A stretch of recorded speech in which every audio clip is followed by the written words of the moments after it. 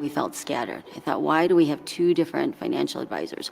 One's doing one thing, one's doing another thing. We felt sometimes like we were being guided in directions to spend extra money on things that probably weren't always necessary for us. I would not know for sure if I should put my money in here or put it in there. Should I buy this real estate? Like, I don't know what to do with this money, and I don't want to just blow it and spend it. We were concerned about our financial health and just wanted a better financial picture. And so when Earned came onto our radar and we sat down with our financial advisor, it just felt different. I think a physician specifically should look at Earned because the focus is on our field. They know what a physician goes through at different phases of our career. To have that knowledge in order to guide us, I think is just such an advantage. Earned isn't just about giving us financial advice. They're about doing the things that are needed to be done in order for you to fulfill your financial plan that they have created with you. And that really was very meaningful to me. Earned is kind of like the conductor of an orchestra. You know, you pull in the trombones, you pull in the trumpets, you pull in the percussion. But Earned is the one that's holding the baton. I feel trust that they're taking care of my entire financial picture, not just one little part of it. As a physician, I know that what I do for people is really powerful and impactful, and it's important for me to know that the level of expertise that I'm working with for my financial health is there, and I have that trust for them. It's definitely valuable because I don't have to go looking a million different places. Like, I don't have a lawyer over here, and I don't have, the insurance thing over here. Everything's under one roof. Earned brings clarity to my financial life. With Earned, I feel really well taken care of. I feel my financial health is secure. I feel supported. Earned is security. I would highly recommend any doctor to look at Earned. I love what I do, and it's really important for me that my patients have the utmost trust that I'm taking the best care of them. I have that same amount of trust with my financial advisors at Earned.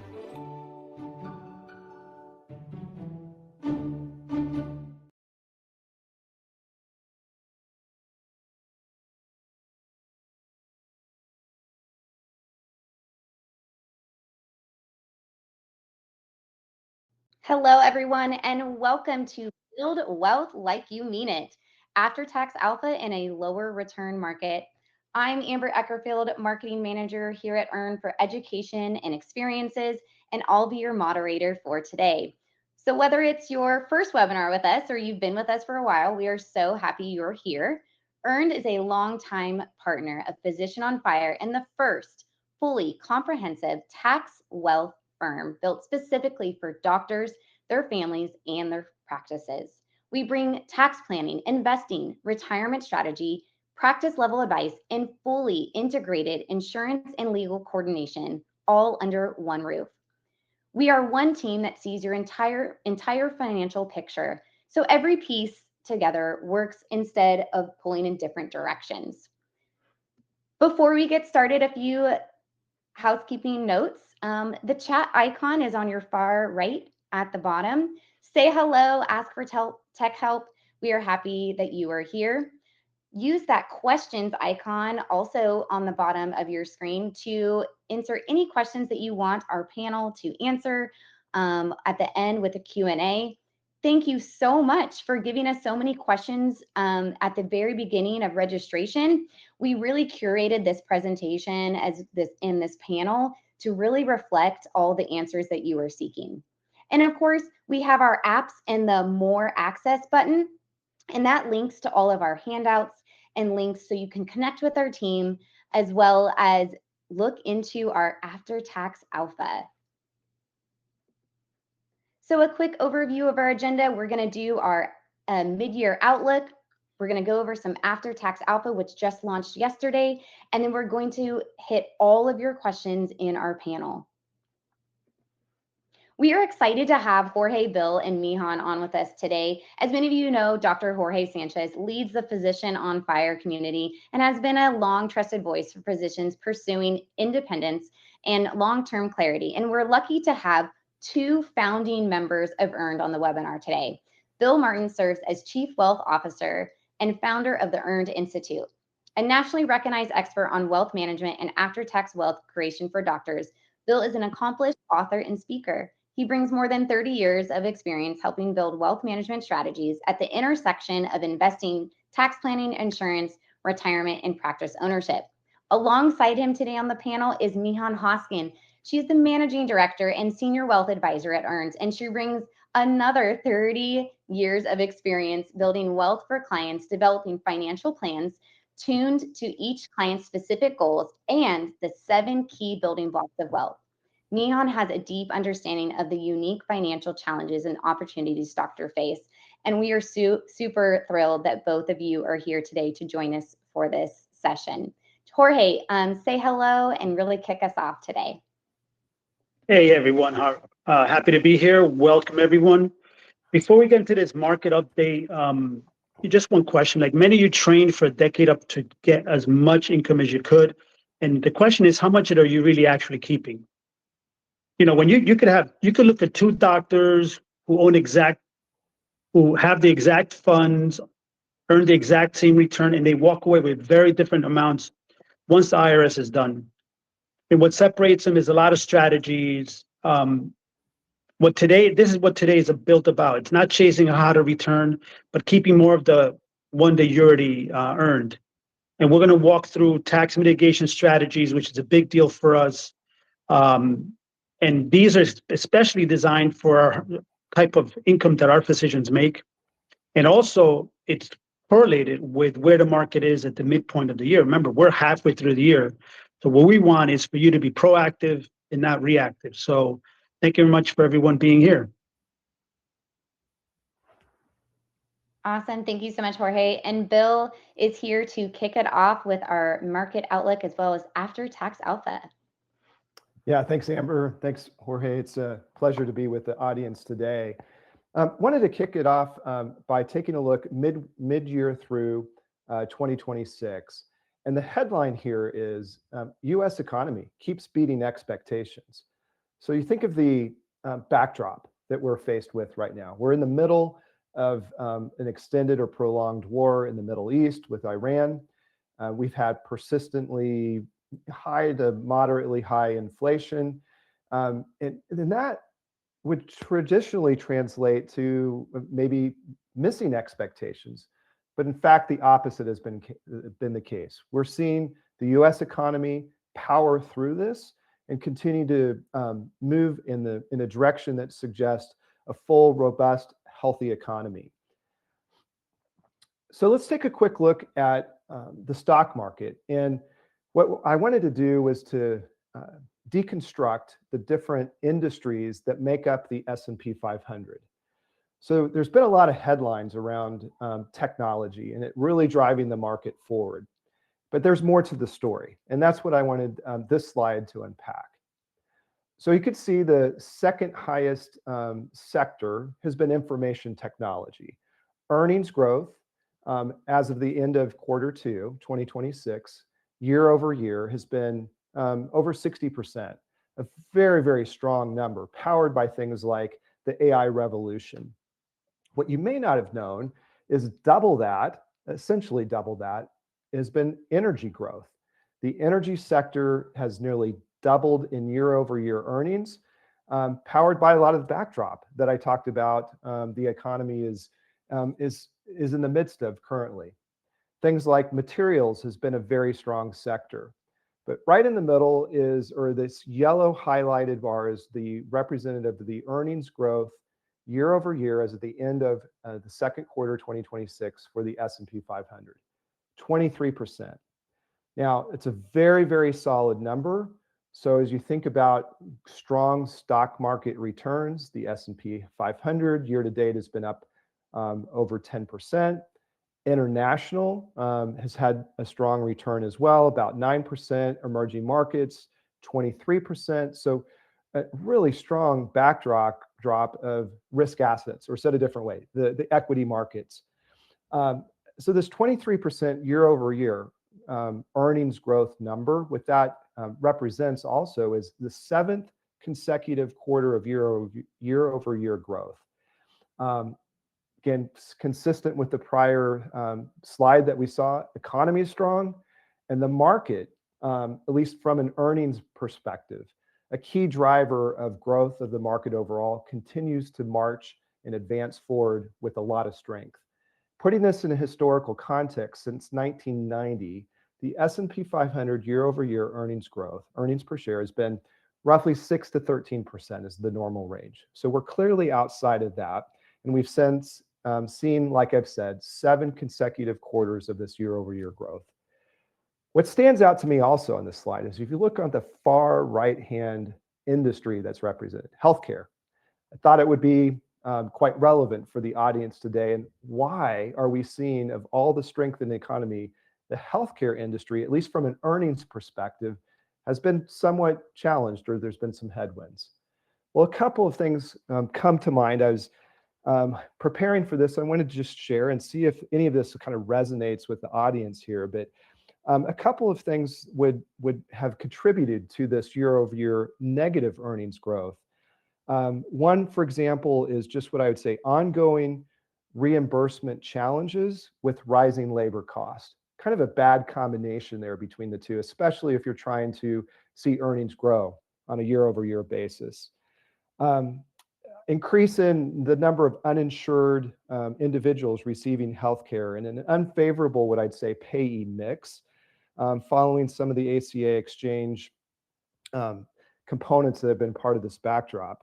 So all that to say, again, I think from a healthcare professional, it's important. Maybe the subtext to this is diversification across kind of industries and where you're getting, the growth of your portfolio. Doing so that outside of your industry as well is an important thing. So participating in the broader base market has generated solid returns driven and powered by strong earnings growth.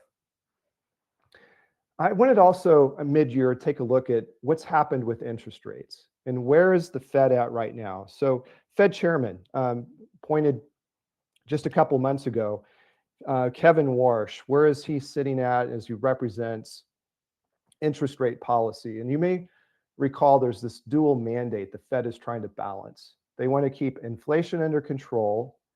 They also want to make sure employment is strong. And those kind of can be competing factors. And what we see here is where the Fed funds rate, the interest rate, kind of the key interest rate criteria, is sitting somewhere around the 3.5, 3.75% range. It's come down slightly as we've saw that steep increase coming out of COVID, trying to keep inflation under control. But the yellow line represents where does the market anticipate rates to go? So you see it tick just slightly upward as we head into the second half of 2026, that yellow line. And what that is implying is, given the fact that inflation is just stubbornly persistent, and that the labor market seems to be relatively strong, there's a view that sometime in the second half of 2026, the Fed may begin to step up in moving rates a bit higher. Just one data point. So they meet at the end of July is the next meeting. The Fed is anticipated, based on market forecast, about a 30% probability they would move the Fed funds rate up 25 basis points, so 0.25%. If you look out a little further, again, the thought is there's a high degree of likelihood that we might see a modest increase higher in interest rates. And why that's important, we've got a strong, healthy economy, earnings are growing good, inflation is somewhat still, like I said, persistently higher than that 2% threshold or benchmark the Fed tries to manage to. And so it gives them a little bit of capacity to say, let's keep things under control. One last thing, I think that backdrop would also suggest things like, is the market overpriced? Is there concern as it relates to higher interest rate environment? And we don't make those, let's say, predictions, at least on a short-term basis. It's so hard to predict what the market is going to do. But I would say the introduction of potentially slightly higher interest rates could introduce some volatility into the marketplace in the second half of the year. And that's an important concept as we move on to the next couples of slides. So one approach that's central to how we manage wealth and connect that to tax planning and the financial planning approach is to find ways similar to what Jorge said at the beginning. It's not what you earn that matters, it's what you keep. And so looking from an after-tax perspective, and it's been essential for us in working with our clients to find ways to add additional value on an after-tax basis for our clients. So we've recently published a white paper. This paper came actually hot off the press. So yesterday it got pushed out, got a press release. It's been on social channels. It'd be great for you guys to take a look and dive into this deeper. I won't have a chance to get into a lot of detail, but the 6 main drivers that this paper focuses on and that we work together are what call it this alpha, after-tax alpha. Think of this as return above and beyond what the baseline return would be. So the first driver is tax loss harvesting and gain deferral. So inside taxable accounts, your brokerage accounts, for example, what we've been able to do is through automated tax loss harvesting, gain deferral, some other sophisticated strategies using automated technology, and really aligning that with our clients' financial plans, we've been able to generate over 370 basis points in after-tax value relative to the portfolio amount. It's an important number. So think of it as nearly 4% of the portfolio value isn't being lost to taxes because of this important strategy that's deployed. Wrapped around the entire household set of assets is this concept, the second driver, asset location and account coordination. So the different types of assets, and Myhanh will probably speak to this in just a minute. You have taxable assets, I mentioned, like the brokerage account and investing accounts. You have tax deferred assets, think of like your 401k, and you have tax-free assets. Your Roth is a good example of that. So asset location is this component of how do you structure your investments that have different types of taxability components to them in a way that is optimized the underlying account those assets are placed in. Now, if you do this well and do it with a tax smart lens, while still adhering to your overall investment objective and risk, you can add nearly up to about 70 basis points of additional after-tax value by just being smart around the placement of assets inside these different account types. Number 3 and number 6, touch on this briefly, but if anybody here is a practice owner, has a low basis stock with a significant liquidity event potentially in the future, what we've done through our study and have illustrated through case studies as well is there's significant value if you get in front of that taxable event and do some smart tax planning along with investing strategies and other financial planning strategies that can save an enormous amount of wealth that otherwise would just inure to the IRS. In the case study that's in this paper, it's representing nearly $500,000 in this one transaction of wealth that was retained as opposed to being sent as a check off to the IRS. On number 6, right below that, probably relevant for a lot on this call, is the importance of understanding strategic tax planning, whether you happen to be a 1099, maybe there's a side gig income that you're earning to complement the W-2 and employed status. And what we found is by structuring the underlying way of which that income is earned with a tax lens, you can save on an annual basis relative to your overall income a significant amount. We've had other webinars where our CPA colleagues have taken a deeper dive into the ways and strategies behind this, but just calling out, this is an important piece to consider when you're looking at the after-tax wealth from an income basis. Number 4, number 5. Number 4 is taking an integrated behavioral and financial planning lens to the overall management of your wealth. Myhan's going to dive into this deeper. I know in seeing some of the questions that came in advance, we saw things around Roth conversions and Roth strategies. Myhanh will touch on that in just a minute. But by taking a smart approach to whether it's how do you fill up that tax-free bucket, how do you end up managing things like tax smart withdrawals if you happen to be nearing or in the withdrawal stage, and also lastly, things like charitable planning. All those bundled together, we're seeing can add about 1.5% per year of additional kind of value on an after-tax basis by just being smart on the way that the financial plan is structured and ultimately implemented.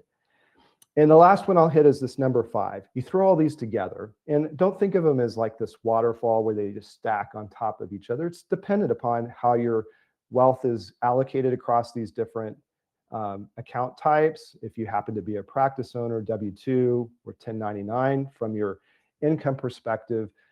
But essentially, you should be able to tap some of these.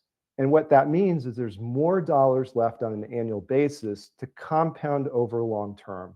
And this next slide just is an illustration, a pretty conservative illustration of what would be the type of after-tax wealth by deploying some of these strategies for the doctor clients that we're working with. So what this chart is showing is 2 lines. One is with what I call the after-tax advice implemented into the management of a single account, $1 million. And what that growth of that account would be like with that tax smart advice and without. It's assuming an 8% compound annual return. And then after you get that tax drag of not really being able to deploy these strategies in a coordinated and effective way, about $640,000 at the end of the 10-year time frame could just simply be left on the table. Like these are real dollars and dollars that make meaningful contribution to current and long-term wealth, and even the opportunity to have legacy planning in the future. So I encourage you to take a deeper dive. We don't have time right now to unpack all of these in more detail. But by taking that focus away from what I'd say is uncontrollable, the market is one of those things where we can't control. We don't know what's necessarily going to happen around the corner. We do know there might be volatility and there could be some other things, but what is one of the most controllable factors in your life as a physician is your tax component. And if you can manage that effectively, you're going to walk away with a lot more after-tax wealth. So Amber, back to you. Bill, that was so wonderful. Thank you so much. Audience, I really hope that that gave you some great insight, a great context into the panel we're about to start. All your questions have been curated to make sure that your answers are given and we give you the best strategies and advice that we can. So Bill, thank you for kicking us off. So Myhanh, Bill just walked us through earned tax, after-tax alpha. What are some examples of how you put this concept in practice for your clients? Sure. Thanks, Amber. It's really important to make sure you have a balance between retirement and brokerage and take advantage of those unique characteristics of those accounts. As Bill was saying, asset location matters, and it matters to squeeze out more tax alpha. And an example of that is dividends. Do you want dividends in your brokerage account that will get taxed, or can you put those dividends in your retirement account and defer the tax? Do you want the high turnover investments in your brokerage account or your retirement account? You don't want the high turnover in your brokerage account because you're going to be on the hook for paying taxes on that for that year. So think about where asset location really matters. But it also matters in the sense that balance is important because retirement accounts are for the future, not for between now and then. And so you've got to take care of yourself and have an emergency fund that helps you with the now, and a brokerage account that empowers you to take advantages of opportunities that are now or in the near future, pre-retirement. So you want to be smart with your money. Don't save for a goal, spend it on the goal, and then have to start over. That may have worked fine when you were a kid and you had babysitting money, you saved for an iPad that you wanted, that's great. But when you're in this higher earning income years and you've maxed out your deferrals, you don't want to then spend whatever is left over. You want to take that and use the power of compounding on your side. Have a growing brokerage account. It's like having or planting a fruit tree. Use the fruit for the goal, but keep the tree growing to produce fruit for future needs. I love that analogy. I think that hits it right on the spot. And we do have an audience that has different types of incomes, right? W-2 and 1099. Are there any examples on trying to help those type of clients in their specific buckets? Absolutely. So, there are physicians out there that are not only W-2, but maybe even 1099, like a side gig. So when you have 1099 income, consider 401ks, like a solo 401k, so you can still do backdoor Roths. Be aware that if you do the SEP IRA, you can't do the backdoor Roth because it's part of the IRS pro rata rule. So if you plan on doing backdoor Roths, make sure it's a solo 401k that you set up. If you're still in a lower tax bracket than you think you'll be in the future, make your contributions the Roth 401k version. You give up deductibility now, and I call it short-term pain, but it's for long-term gain later as you get tax-free compounding of those assets. So put as much as $72,000 to $82,250, depending on your age. And it's a great way to sock away money for the future. Also, on top of that, you can consider defined benefit, profit sharing plans, and cash balance. All those together at Earned, our retirement plan services actually do an optimization analysis for our clients. Wonderful. I heard you talk about tax-free compounding. I heard you talk about optimization. So Bill, you just walked through the 6 drivers that make up Earned after-tax alpha. If we were to look more closely at just one or two, which one would you highlight based on what Myhanh just stated? Yeah, two come to mind, Amber. The first one was the first driver that I outlined, which was the ability to do in an automated fashion ongoing tax loss harvesting and gain deferral strategies. It's one of those things that as after-tax wealth is being built inside brokerage and investment accounts, an important strategy from a tax diversification perspective is that it's done with that lens of not just, hey, seek the market return. I know there's a lot of thoughts out there and a lot of people, you don't need an advisor, just go, buy the index and you're fine. And maybe when you're starting out, that makes sense. But for high income earning professionals with, call it different buckets of wealth that are being established, being able to manage this in an after-tax framework, including things like the ability to do tax loss harvesting and asset location, are incredibly important. And it could result with significant dollars just simply not being retained by taking a very simplistic, what I'd say, kind of early attendee type of approach. The second thing I would say is the importance of a coordinated financial plan. So the consistent thread, it wasn't necessarily one specific driver, but it was really the thought that these things work together in tandem. So an important concept, I think, for those listening in is it's great to go ahead and think of these ideas maybe in isolation, or maybe you've had a financial plan that's developed and you're like, okay, now I need to think about beginning to implement those. Again, the strategies by themselves are really great. And a lot of questions came in with very specific strategies. But the challenge is you have to do this in an integrated approach across the entire financial life, and with a team of professionals that are not always incentivized to work together. So for example, maybe it's your wealth manager and it could be your CPA or tax professional.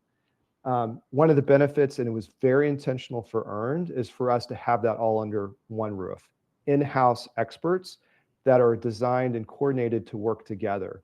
So for example, Myhanh mentioned a couple of strategies. Maybe that was identified by the CPA, but it's going to be up to the either end investor without an advisor or the advisor themselves to help implement that.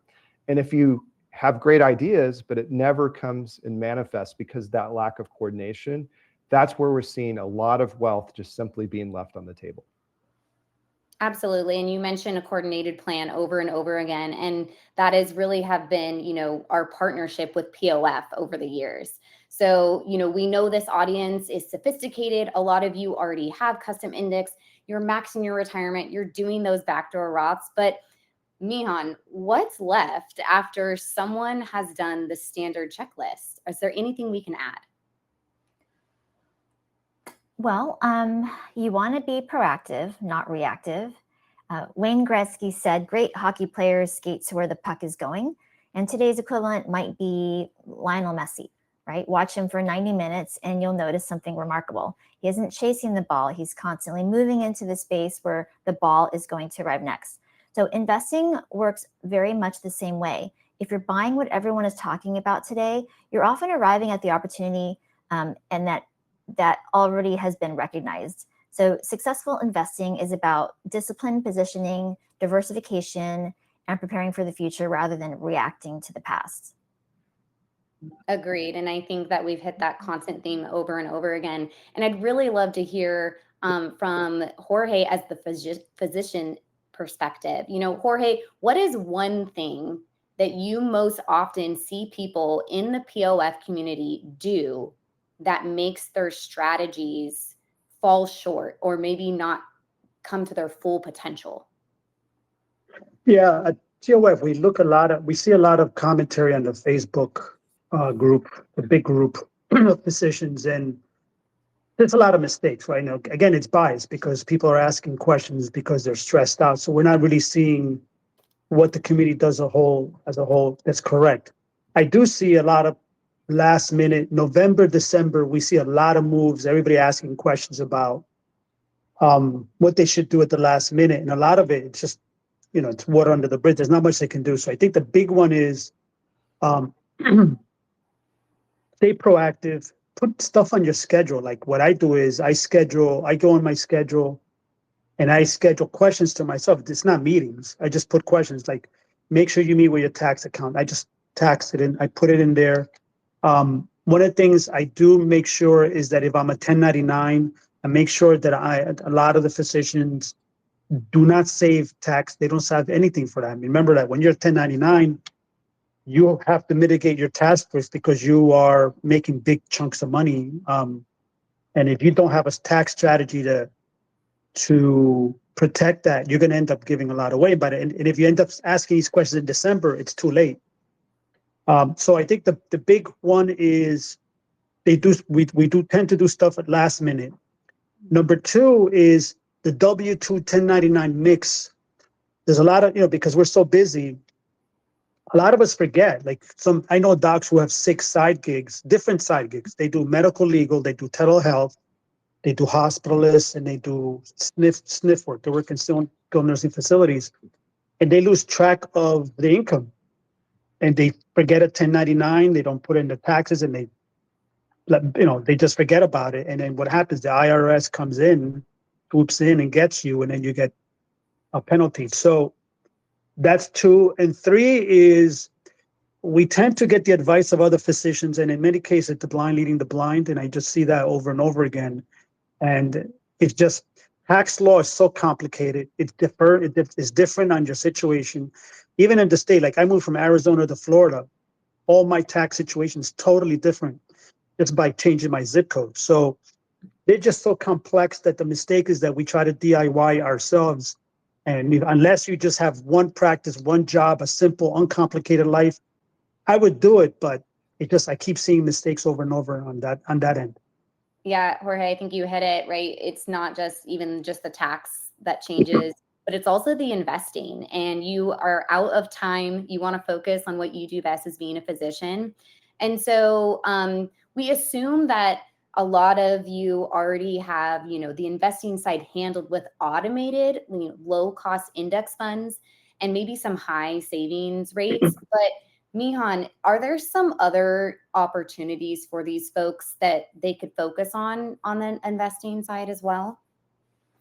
Absolutely. Let's zoom out on that, right? So doctors' financial needs are very different than the average investor. So simply checking a box that the investments are done following a low-cost ETF strategy does not mean you're done with that category. There are other financial considerations that make a huge impact on whether money is left on the table or taken home in your pocket. So here's where the checklist really starts to happen. So make sure you have your pen, or there's also recording.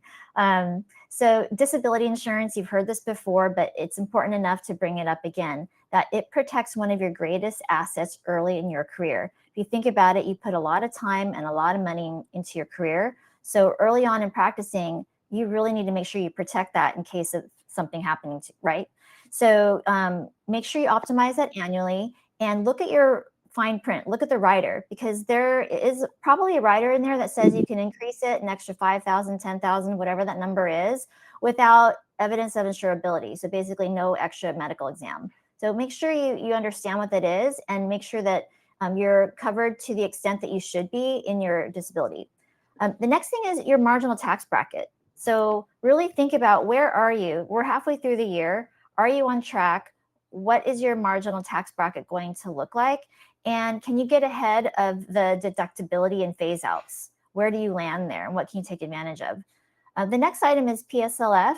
You know, there a lot happened in July this year, and there's that wrap plan now. So being able to coordinate that, testing, filing married joint versus married separate, that can make a big difference on your payment. The next thing is 401k contributions.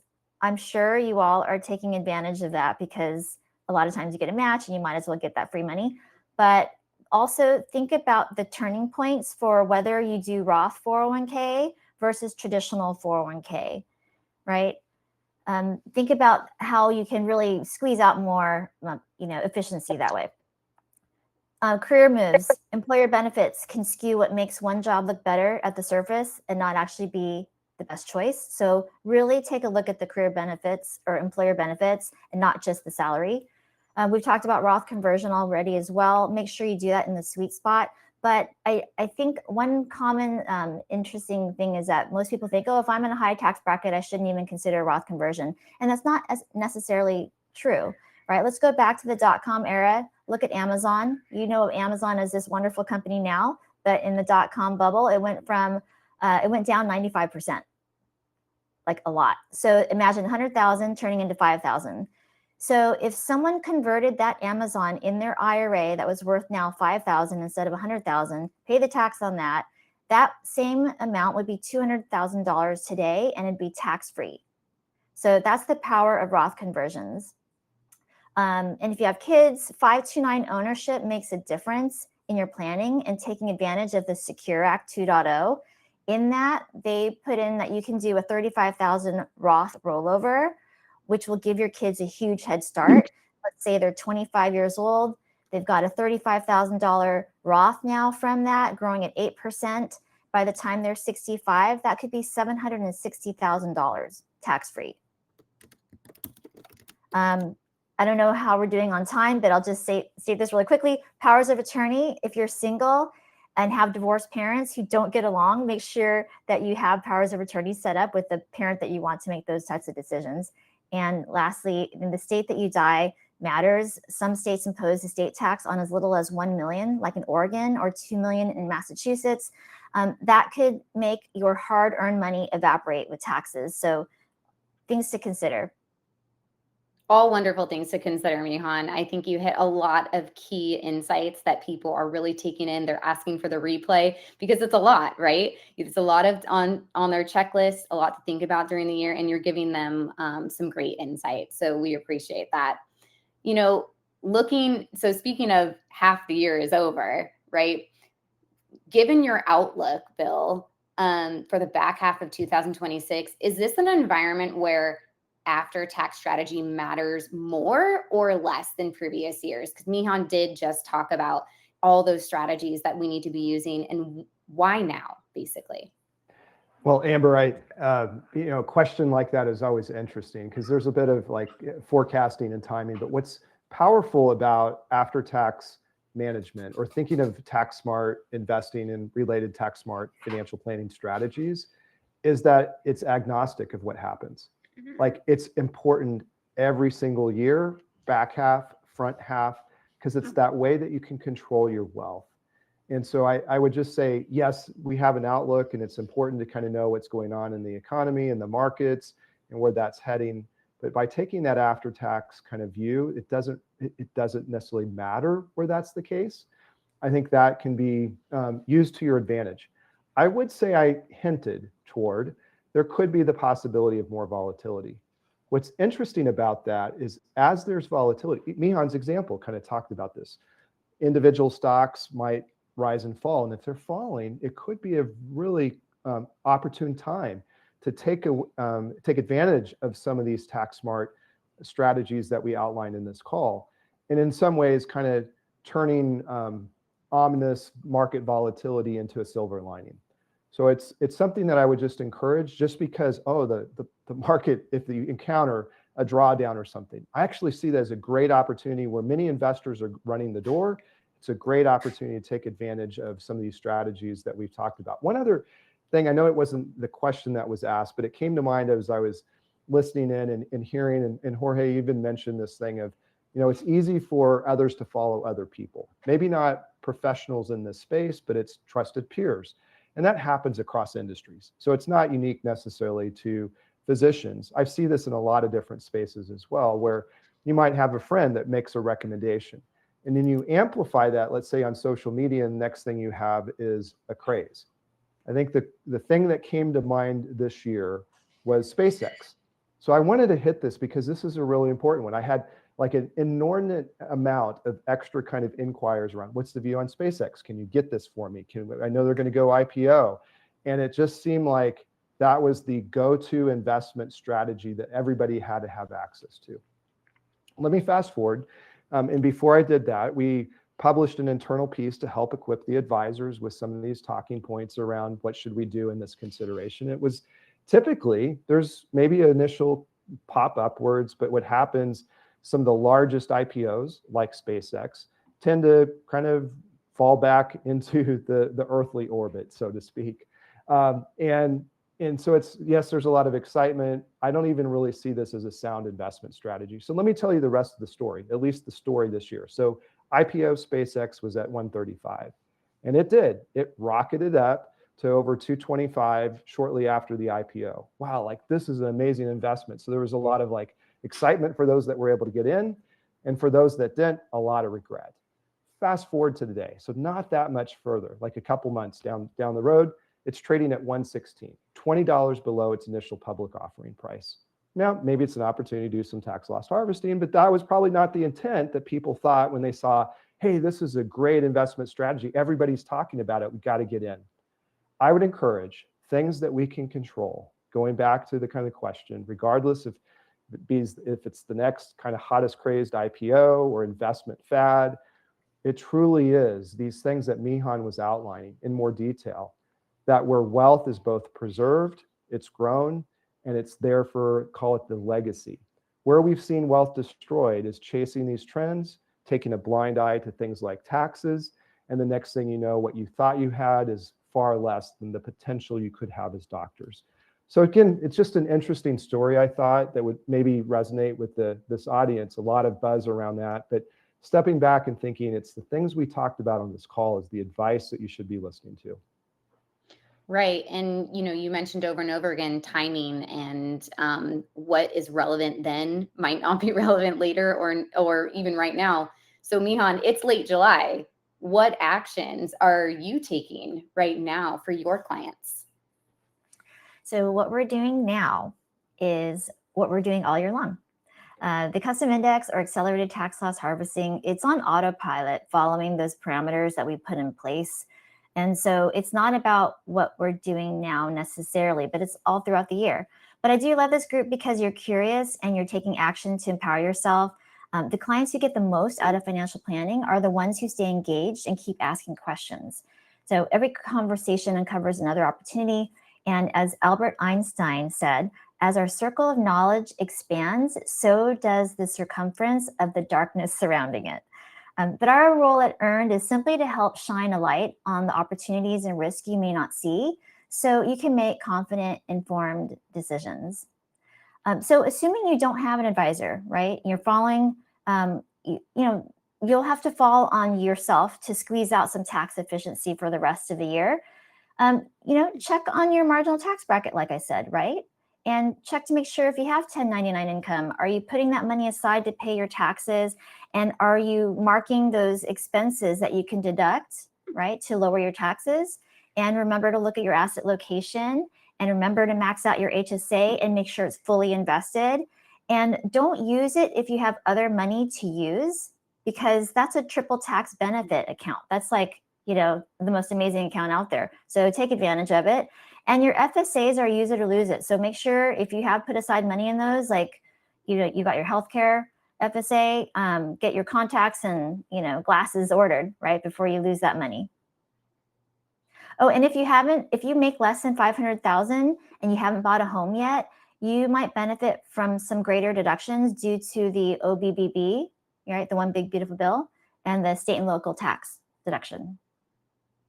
Good insights, Myhanh. All great strategies that they definitely need to consider for the rest of 2026, and to really understand that they can really take advantage of these all year long. And so, Jorge, do any of those things that Myhanh just stated resonate with yourself and maybe the POF community? Maybe something that you realized that you weren't doing. We'd love to hear at least one thing. That's a good point. One of the things that in the discussions that I have, and people call me up or text me about questions, my friends who are physicians, is this idea of asset location, right? And tax efficiency. And what I see consistently, and I see this question at the end of the year when it's too late, is that a lot of my friends and physicians think that they actually have tax efficient portfolios, and what they don't realize that if they don't have a portfolio with different assets with different tax efficiencies, they can't do asset location. And asset location, especially for our group that has such a high income bracket, high tax rate, asset location is a big deal. So, and what I see, the other mistake is that you got to have at least one tax advantage account and one taxable account, because otherwise you don't have any moves left for you to do anything. And then when you wait to the end of the year, that's even more pressure. You got less even moves at the end of the year, even if you do have it. So I think asset location, diversification. I think I have many physician friends who are heavily undiversified into the stock market, and they make this assumption that because they're in the stock market, they're automatically diversified. And a lot of these, you have to remember that some of these portfolios in the stock market are overrepresented on the tech side. And it's heavily represented in maybe 7 companies or whatever, 10 companies. So they walk around and think they're diversified, but they actually have one asset. They really have one asset that has many different sub assets. So I think that is the big thing. That and why is this important with the conversation today is that you don't know what you don't know. So if you just have a meeting with an advisor and just have them take a look at you, just like when you have a physical exam. Like I go to the doctor, I'm a doctor myself. Guess what? I don't auto-medicate. I don't diagnose myself. Guess what? I go to a doctor and I actually tell him, like, dude, don't pretend I'm not a doctor. Treat me like I'm a regular Joe Blow. Don't do anything different. And then they give me honest evaluation. And I think that is one of the mistakes that a lot of physicians are making as experts. We think that we know everything. We're very smart innately. We can read faster than the general population. And we think that those are the skill sets that are requisite to be able to do that. And actually, that is not enough. It's just, this is too complex. There's too many moving pieces. Like I can't even, for me, it's even hard for me to look at my own checking account and see what transactions have happened that are not part of my credit card. Because I traveled recently and I was worried that my card got swiped. And I don't even go in and look. And guess what? One day I decided to go and look and I had not done it for a week. And guess what? I had a bunch of transactions that were just not accountable. Someone copied my card. My point is, these are little things that say that we're just so busy that we don't even do this basic thing to protect the income that we work so hard to make. And I'm talking about a checking account with very small amounts. Now multiply that with a portfolio where you've put maybe decades of money in there.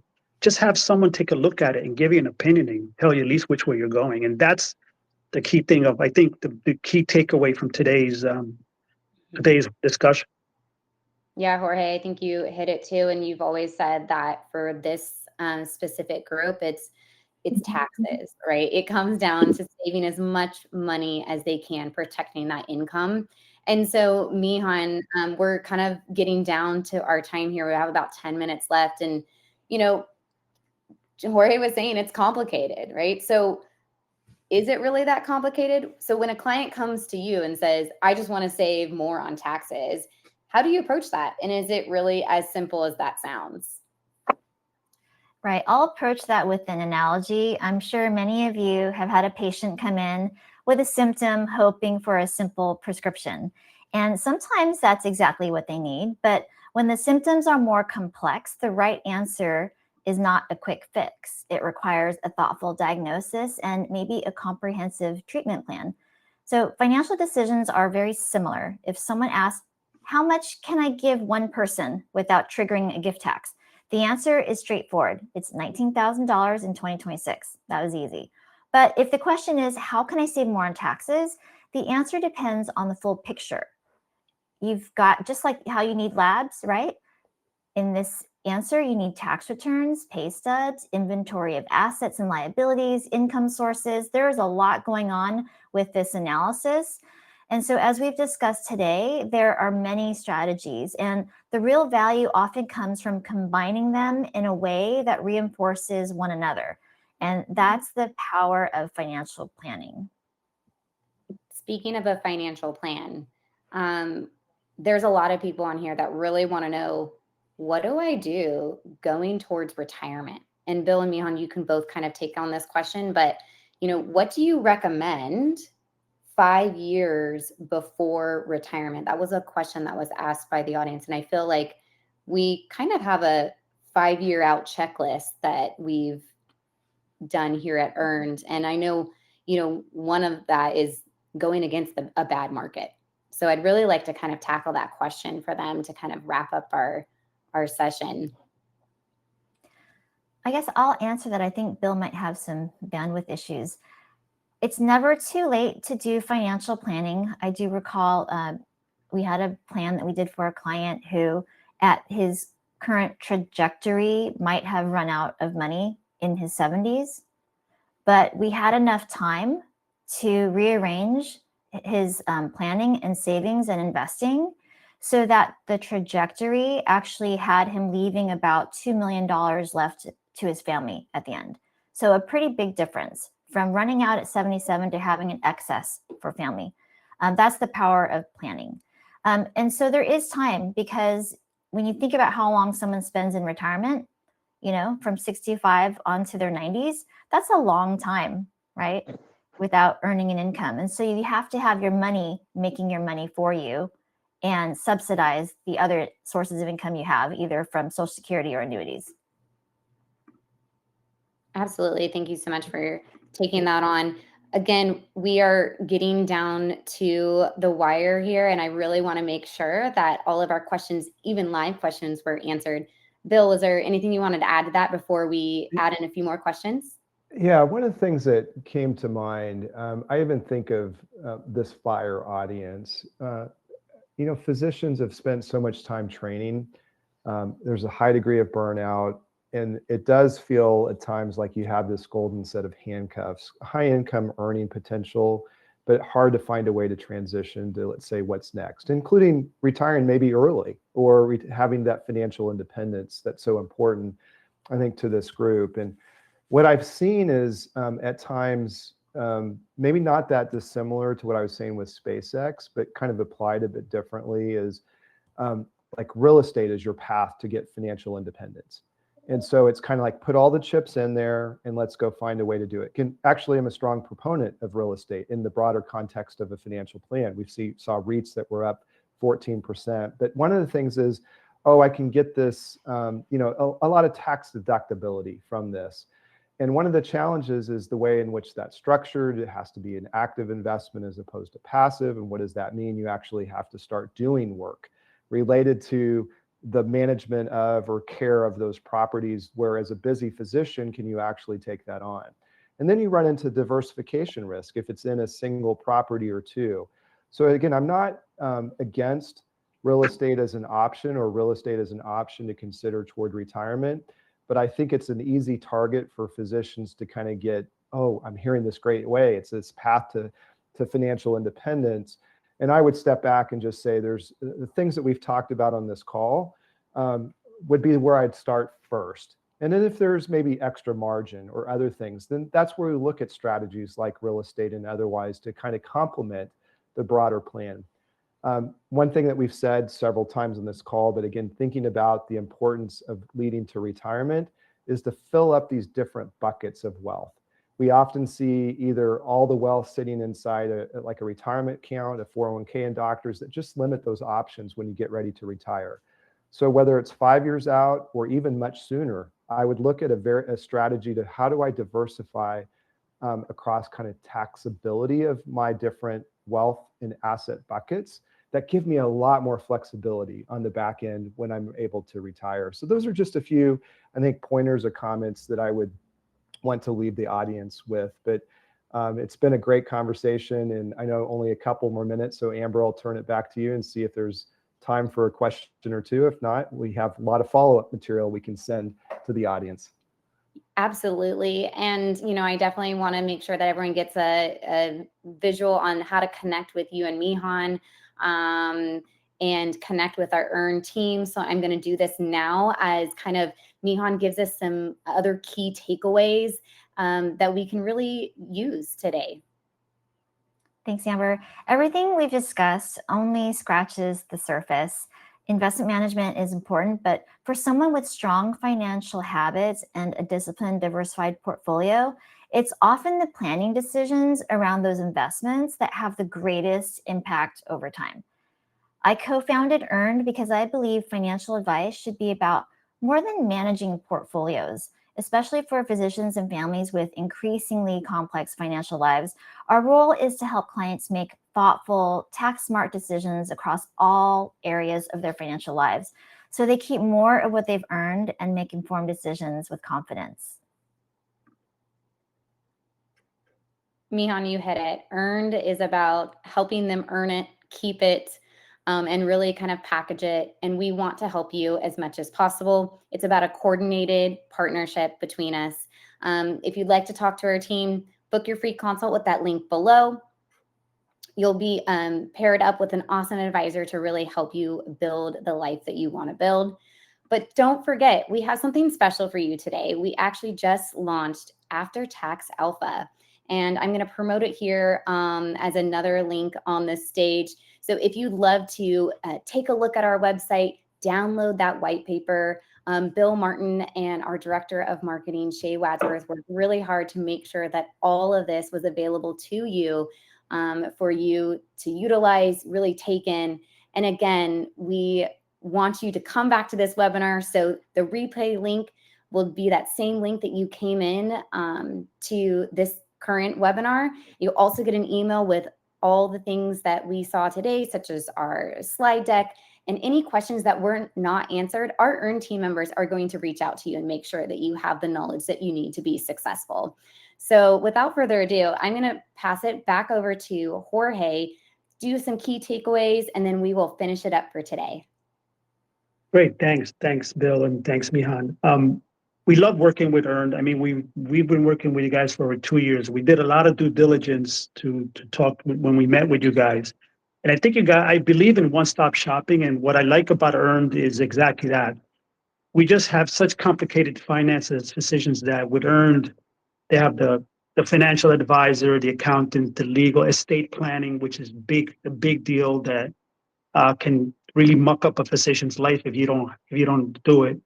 For me, talking about mid-year, key takeaways from this, couple, maybe four items. Number one, we get advice to save 1 or 2 months of income for those of us who are working towards retirement. And I think that's a mistake. What we forget is that if you lose a job, if you get fired from a W-2 job for whatever reason, you got to get credentialed. You got to find a new job. It is not just like interviewing and getting the job. You have to get your credentials going through. Committees are slow. If you get fired right before in spring, it'll take you months before you get a job. Months, unless you end up going to locums, which is what happened to me, and I ended up in the locums world. So that's number one. As far as tax mitigation, measure what you keep, not what you earned. Like, we look at our income statement, and it shows a gross return, but the taxes and fees, they quietly skim away up to 40% of what you get every year because of the bracket. So, like Bill, with the Bill slide, the value of advice curve made it concrete. You could have two identical portfolios, same market, and they ended up $640,000, I think, apart in a decade. This is all from decisions that we can make today. Number two, know your levers, because they depend on how you're paid. A W-2 physician plays defense with a real but finite toolkit. You got to max the 401k plan, right? You got a backdoor of Roth, you got high HSAs, and you get asset location right. A 1099, you have a whole different second toolkit. You have a solo 401k, a SEP, a deductible expenses, maybe becoming anything like an S corp, which is why you would need to go to a company like Earn to get advice on whether that is the right thing. And then the last one is start early and build tax planning into the decision, not after you do the tax planning. With mid-year, with the Fed on hold and earnings running hot, but none of that changes the discipline you have to do. The advice gap compounds. And the point is, tax mitigation only works when it's built into the choice before you make it, not scrambled when we run around in December. So again, much appreciated for the audience to being here. I know you guys probably took a break from seeing your patients. If you missed this webinar, you're going to get an email with the link so you can see the webinar in its entirety. Bill, thank you very much. Appreciate your advice. Myhanh, again, thank you for starting such a great company and service. And for the physicians, we'll talk to you soon. You have a great day. Thank you so much, everyone.